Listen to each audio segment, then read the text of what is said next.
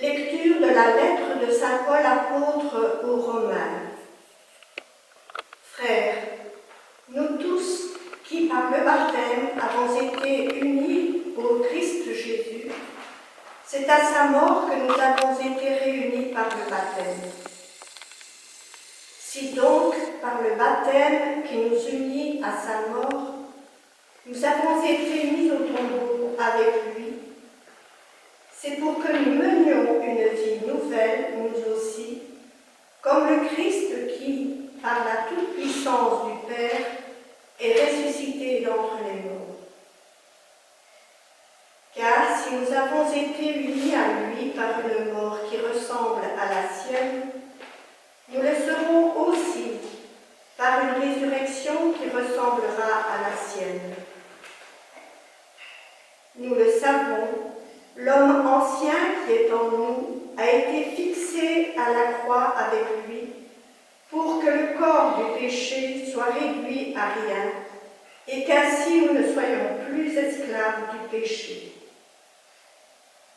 Car celui qui est mort est affranchi du péché. Et si nous sommes passés par la mort avec le Christ, nous croyons que nous vivrons aussi avec lui. Nous le savons, en effet, ressuscité d'entre les morts, le Christ ne meurt plus. La mort n'a plus de pouvoir sur lui. Car lui qui est mort, c'est au péché qu'il est mort une fois pour toutes. Lui qui est vivant, c'est pour Dieu qu'il est vivant. De même, vous aussi, pensez que vous êtes morts au péché, mais vivants pour Dieu en Jésus-Christ. Parole du Seigneur.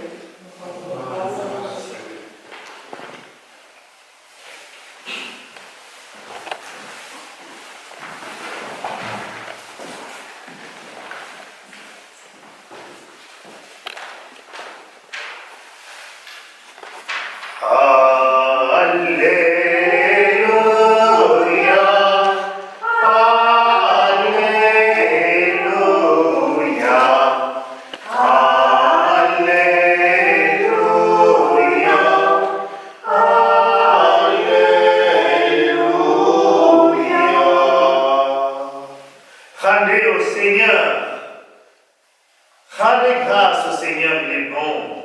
Éternel est son amour, oui, que le dise Israël, éternel est son amour. Alléluia, Alléluia, Alléluia, Alléluia.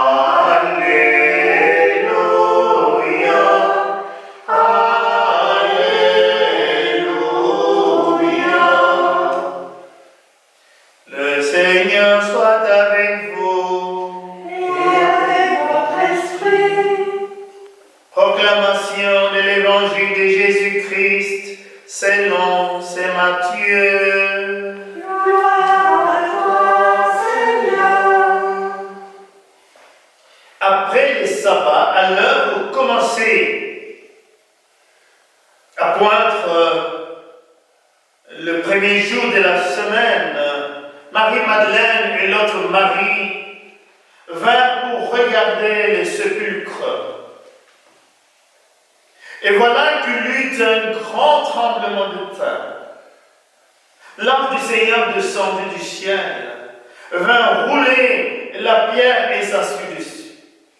Il avait l'aspect de l'éclair, et son vêtement était blanc comme neige. Les gardes, dans la crainte qu'ils éprouvèrent, se mirent à trembler et devinrent comme morts.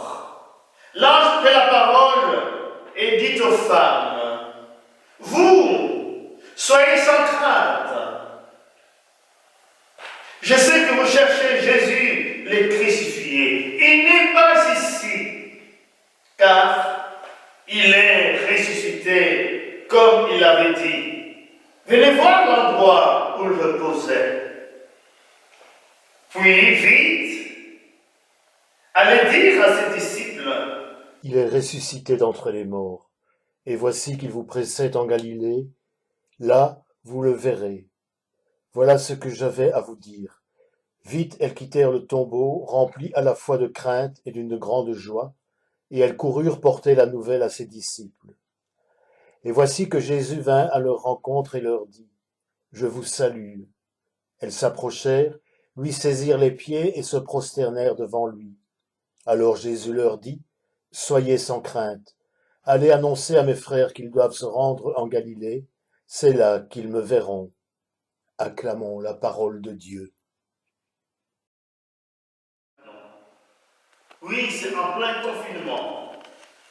Alors que certains sont rudement éprouvés par les Covid-19,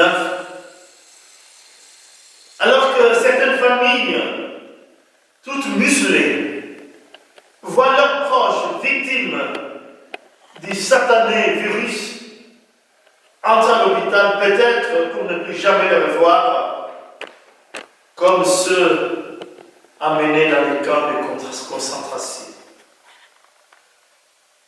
C'est dur, c'est une souffrance pour la famille. Hier, je faisais les calvaires, je suis monté là-haut, et un monsieur très bon me faisait ce témoignage. J'ai fait le calvaire avec lui, il avait les larmes aux yeux. C'est en plein ras-le-bol, avec nos gants et masques, fuyant l'ombre de la mort qui est en train de rôder, que retentit la voix de l'ange, ce messager de Dieu. Soyez sans crainte.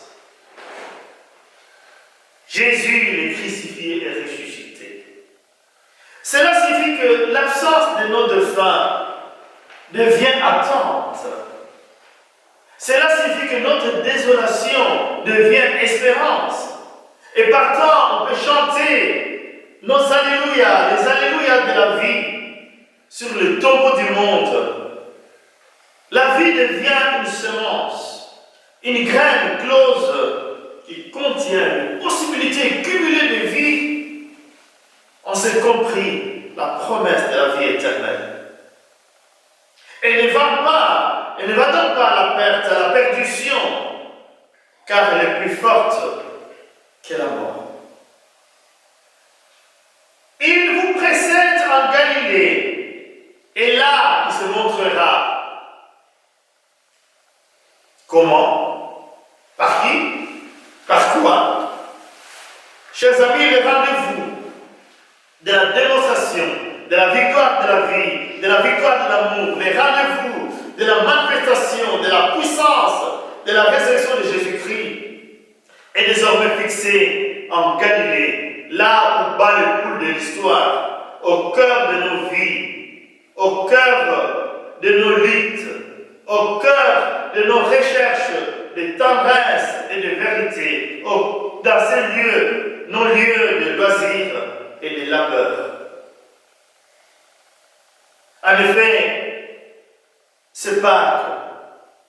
Quand l'autre jour j'entendais dire à la télévision, j'entendais ce témoignage bouleversant d'un rescapé du coronavirus, le célèbre arbitre Marcel Javaud, de retour de l'hôpital où il a été hospitalisé avec sa femme, elle aussi malade de ce virus, dire avec des larmes aux yeux, quand tu passes par là, dit Marcel Javaud, quand tu passes par là de tout près, tu te rends compte qu'il y a d'autres valeurs plus importantes dans la vie.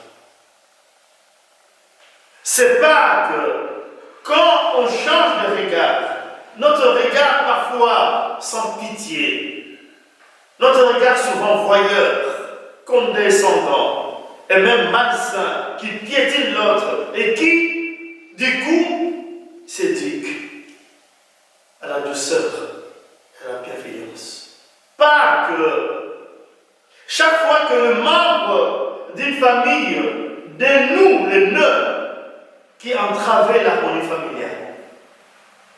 C'est pas que chaque fois que des cœurs tombaient en lambeaux, des vies tortueuses, des visages figés, submergés par le désespoir, rebondissent.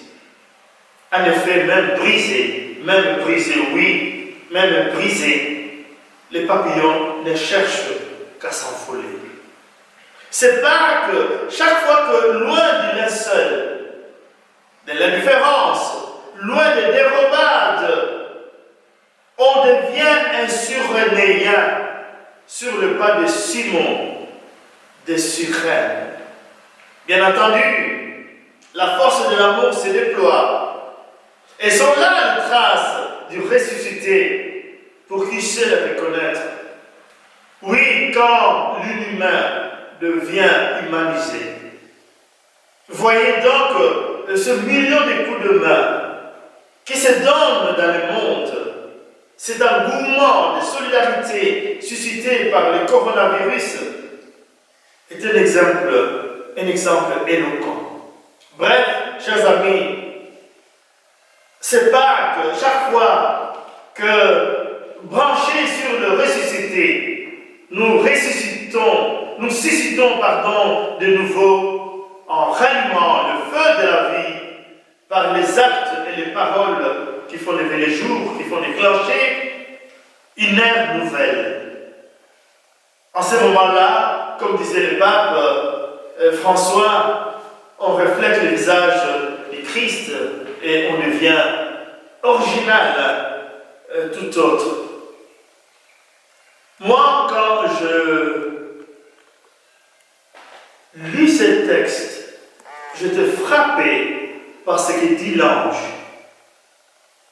Venez voir l'endroit où il repose. En fait, il n'y a rien à voir. C'est la béance du tombeau, le vide.